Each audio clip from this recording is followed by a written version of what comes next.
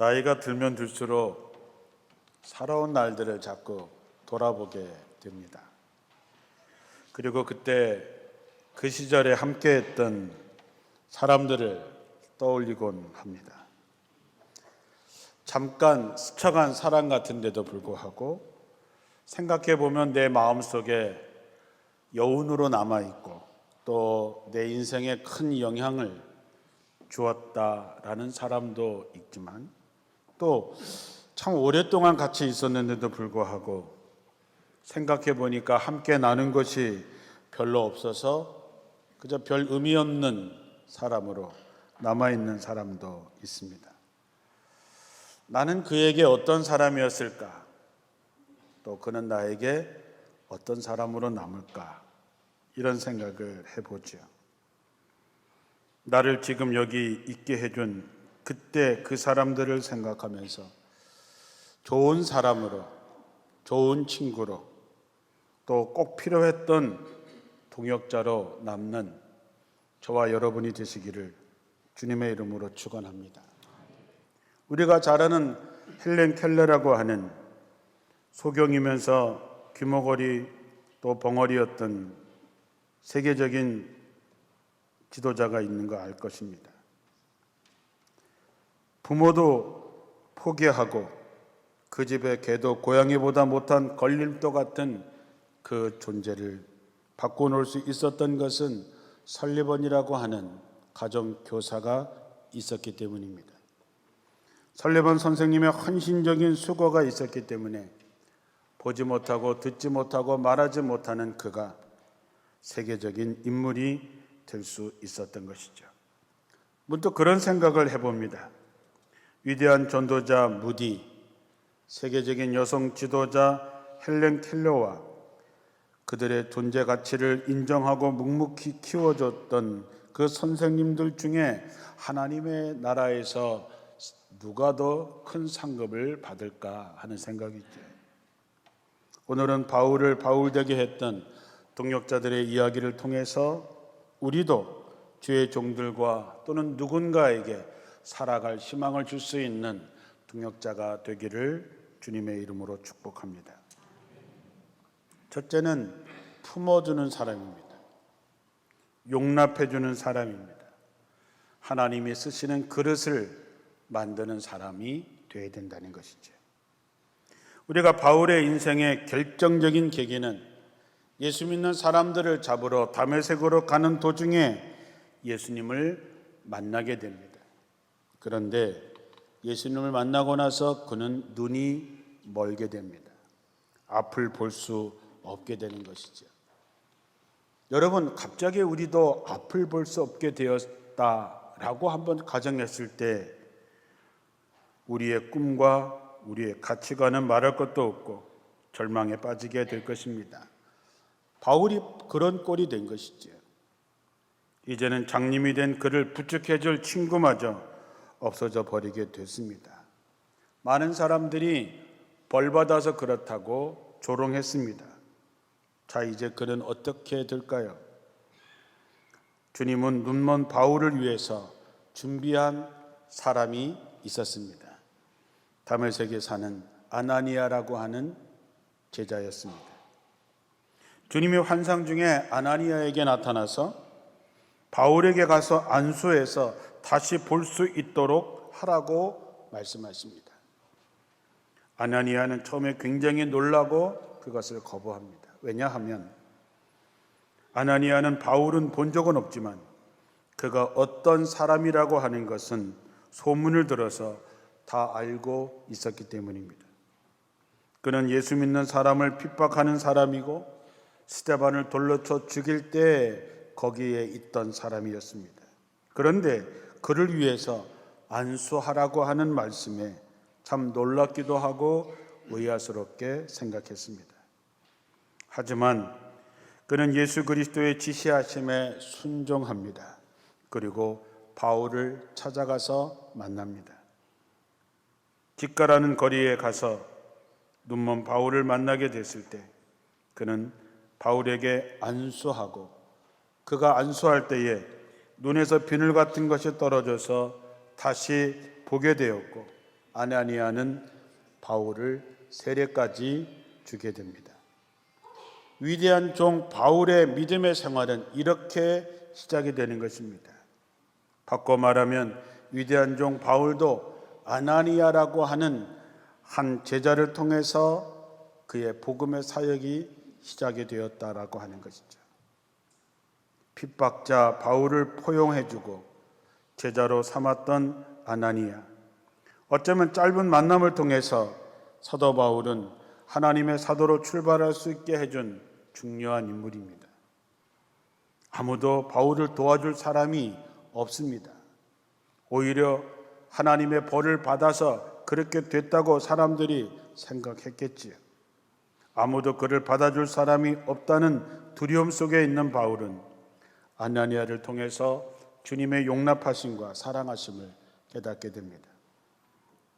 바울에게 첫 믿음과 세례를 주었던 아나니아는 그 이후에 더 이상 성경에 나타나고 있지는 않지만 사도 바울을 설명하는 데 있어서 이 아나니아를 제외하고는 결코 설명할 수 없게 된 것이죠.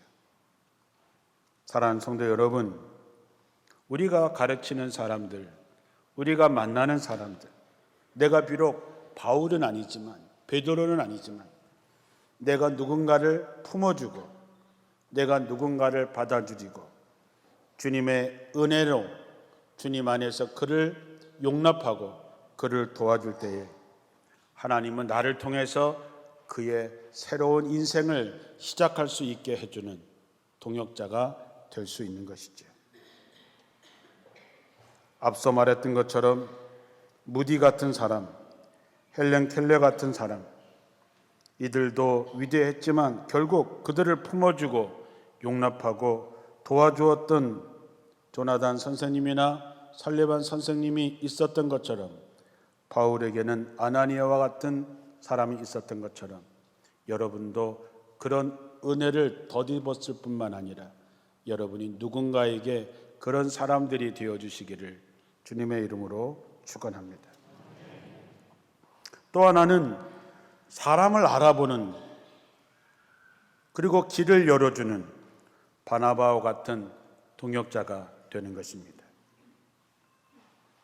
바울은 아나니아와 헤어진 뒤에 예루살렘으로 올라가서 정말로 예수님의 제자들과 사귀고 함께 복음의 사역을 도와주려고 갔지만 아무도 바울을 만나주지 않습니다. 당연한 것이죠. 왜냐하면 그동안 바울의 행적으로 보았을 때 어느 모로 보나 핍박자역 기독교를 믿는 사람들을 잡아 죽이는데 앞장선 악질 중에 악질이었기 때문입니다. 그런데 그가 어느 날 찾아와서 예수님을 만났다고 얘기하고 복음의 사역에 동참하겠다고 하니 그를 어찌 받아들일 수 있었겠습니까? 앞으로 위대한 전도자로 일평생을 살게 될 바울도 예루살렘에서 그를 알아보는 사람이 단 한 사람도 없었습니다. 그런데 이때 나타난 사람이 바나바라고 하는 사람입니다.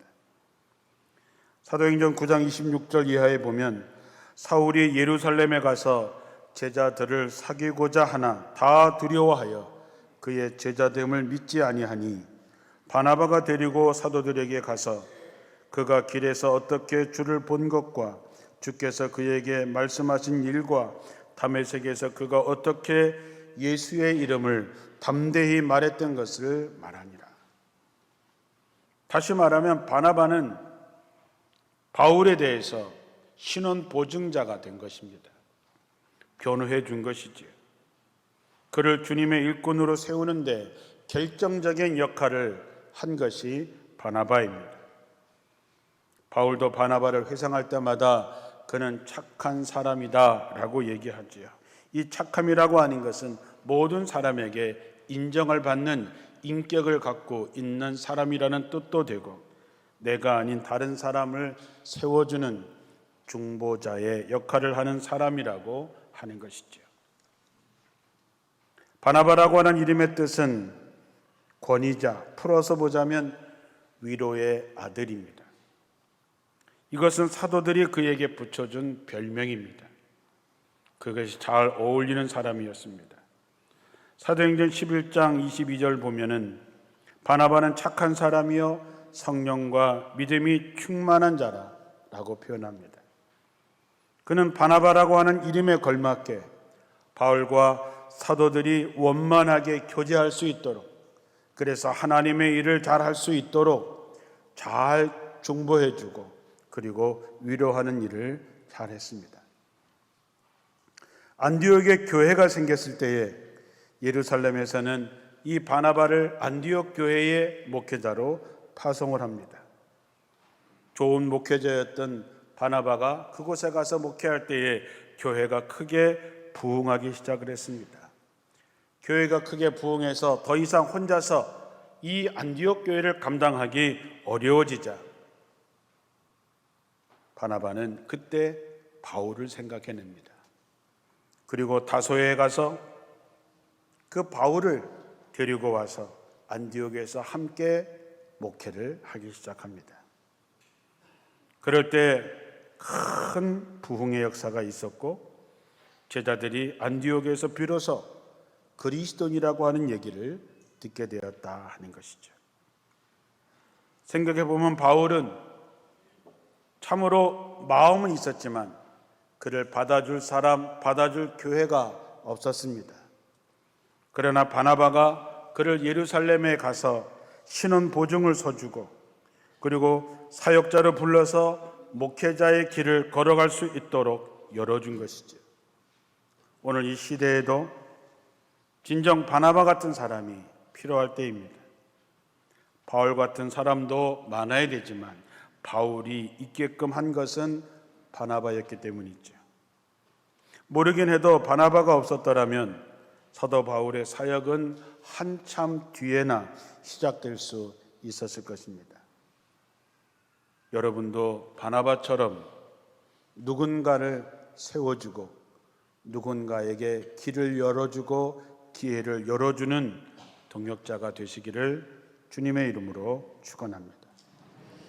세 번째는 바울의 심부름꾼 같았던 실라라는 동역자가 있었습니다.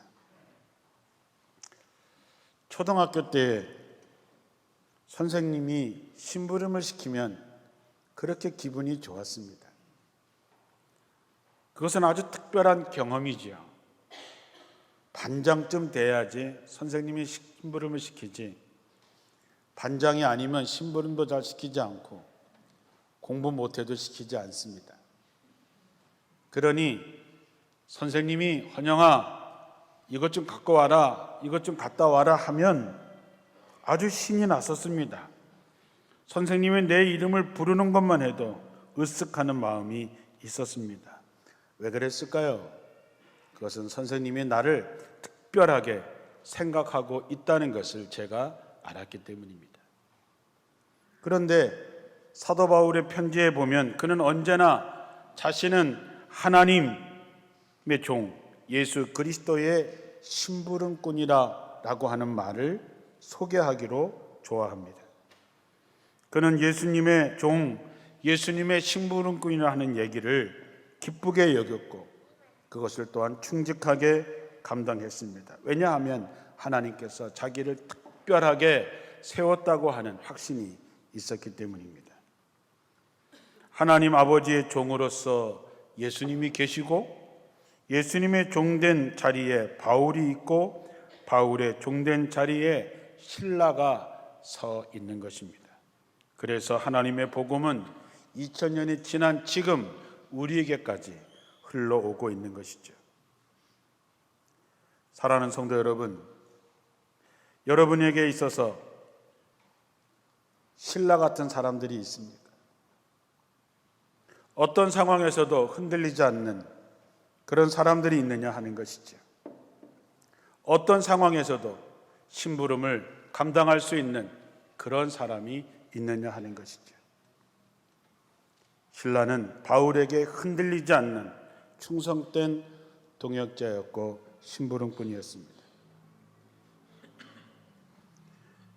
사도행전 16장에 보면 빌립보에서 바울이 복음을 전하다가 신라와 함께 억울하게 매를 맞고 감옥에 갇히는 사건이 있었습니다. 그들은 그곳에서 하나님을 찬양하고 감사하는 기도를 드렸을 때에 옥토가 움직이고 옥문이 열리는 기적이 일어났습니다. 그 일로 놀라서 자결하려는 감옥의 간수를 구하고 그의 가정을 구원하는 이야기를 우리는 잘 알고 있습니다. 신라는 어떤 상황에서도 흔들리지 않는 충직한 동역자였습니다. 가끔씩 제 주변에 많은 사람들이 있을 때 한 사람 한 사람 생각할 때마다 이 사람은 어디까지 갈 수 있을까 이런 생각을 해봅니다. 여러분도 여러분과 가까운 친구도 있고 동료도 있겠지요. 한번 생각해 보십시오. 이 사람은 어디까지 같이 갈 수 있을까? 끝까지 같이 갈 수 있는 사람은 과연 여러분에게 몇 명이나 될까요? 안타깝지만 저도 많은 사람이 있지만 끝까지 갈 사람이 과연 몇 명이나 될까 생각해 봅니다. 신라는 어떤 상황에서도 흔들리지 않는 사람입니다. 어떤 상황에서도 바울 곁을 떠나지 않는 사람이고 바울이 심부름을 시키는 것에 대해서 끝까지 해냈던 사람이었습니다. 오늘 본문에 에바브로디도라고 하는 사람이 나옵니다. 그를 얘기할 때도 사도 바울은 그는 내 친형제처럼 가까운 사람이고 나와 함께 일하고 함께 싸우는 사람이라고 표현을 합니다. 여러분은 사람들에게 어떻게 평을 받으실까요? 여러분은 하나님께 어떤 평가를 받을까요? 음이 잘 맞지 않으면 그 음을 소음이라고 얘기하고 음이 잘 맞으면 그 음을 화음이라고 얘기합니다. 마찬가지로 사명자와 사명자가 만나서 서로 기도하고 찬양할 때에 하나님의 놀라운 역사가 나타나는 것이죠. 신라의 충직함, 어떤 상황에서도 자기에게 맡겨진 일 최선을 다하고 어떤 상황에서도 바울을 지키고 떠나지 않았던 그런 충직함이 여러분에게도 있게 되시기를 주님의 이름으로 축원합니다. 여러분의 주변에도 여러분과 그렇게 할 수 있는 좋은 친구들, 좋은 벗들이 있게 되기를 축원합니다. 마지막으로 이제 내 모든 것을 믿고 맡길 만한 동역자 디모데와 같은 사람이 있어야 됩니다. 사람이 서로 일평생 친구가 되는 것은 참 보기 드문 일입니다. 우리가 보통 10년 지기 굉장히 오래된 친구지요. 우리가 더 나가서 평생 지기라고 하는 말도 할 수 있습니다. 여러분에게 10년 지기라고 소개할 만한 친구가 얼마나 있습니까? 평생 지기라고 할 수 있는 친구가 얼마나 있습니까? 같은 뜻뿐만 아니라 함께 일할 수 있는 사람, 짐을 함께 나눠줄 수 있는 사람이 필요한데 성경은 그런 사람을 동역자라고 얘기합니다. 바울과 디모데는 나이 차이가 많이 납니다.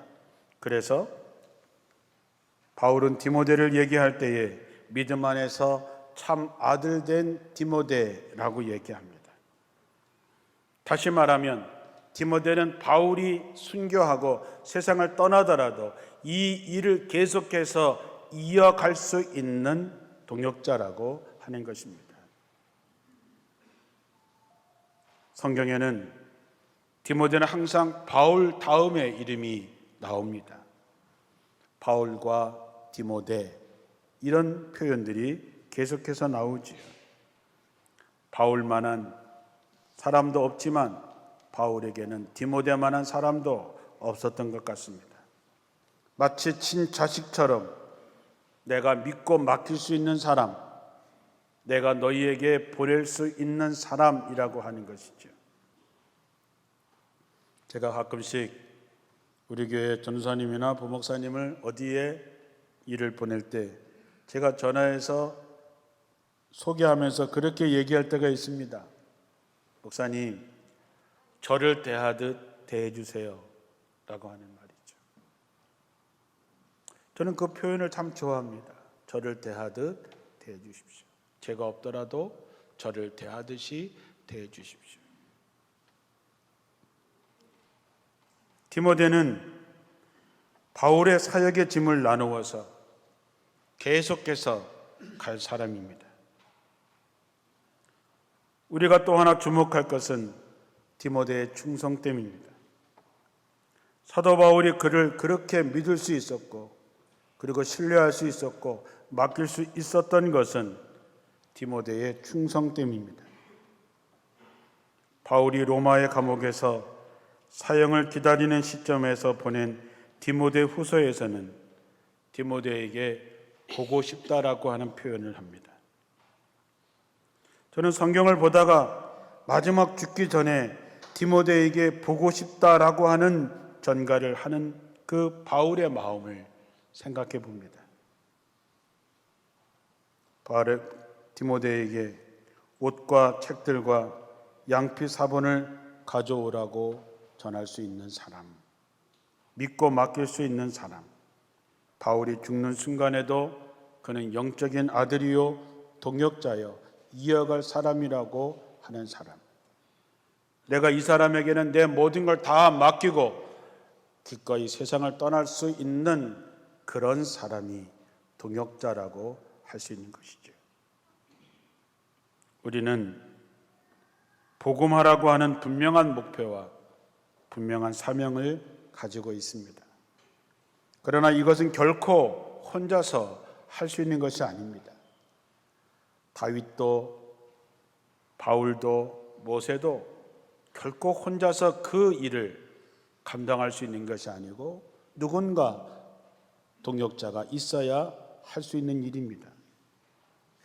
저는 오늘 5개 나라에 50명의 선교사와 사역자들이 모이는 제28회 세계 선교대회에서 말씀을 전하고 현지 선교지를 돌아보기 위해서 오늘 태국을 갔다가 일주일 동안 돌아보고 오게 됩니다. 당연한 얘기겠지만 이 일을 위해서 함께 해준 여러분이 없었다면 저는 갈 수 없는 일입니다. 이번 특별히 사순절 특별 새벽 기도회를 통해서 이 대회를 위해서 참여해 주시고 후원해 주신 그 귀한 손길에 진심으로 감사하고 여러분의 그 마음을 담아가지고 다녀오겠습니다. 하나님의 뜻을 이루는 일에 내 것과 내 것이 있겠습니까? 우리는 이러한 동역자가 될 수 있어야 됩니다. 그리고 더 많은 이런 동역자가 있게 해달라고 기도해야 됩니다. 과연 우리의 몸에 그리스도의 피가 흐르고 있는지, 우리의 심장이 예수의 심장으로 바뀌어졌는지, 우리는 복음의 사역을 위해서 어떤 일을 동역하고 있는지 이 질문을 늘 자신에게 던지고 확인해야 됩니다. 품어주고 또 품어주고 또 품어주고 용납해 주었던 아나니아와 같은 동역자, 그리고 내가 책임지겠습니다 신원 보증을 해주고 길을 열어주고 기회를 만들어 주었던 바나바와 같은 동역자, 그리고 어떤 상황에서도 끝까지 함께했던 실라와 같은 동역자, 그리고 그것을 이어서 계속해서 달려갈 수 있는 후계자 같은 디모데와 같은 동역자, 여러분들이 그런 분들이 되어주시기를 주님의 이름으로 축원합니다. 언젠가 때가 되어서 하나님 앞에 설 때 진정으로 그들이 받는 상급을 함께 나누어 받는 영적 승리자들이 되시고 동역자들이 되시기를 주님의 이름으로 축원합니다.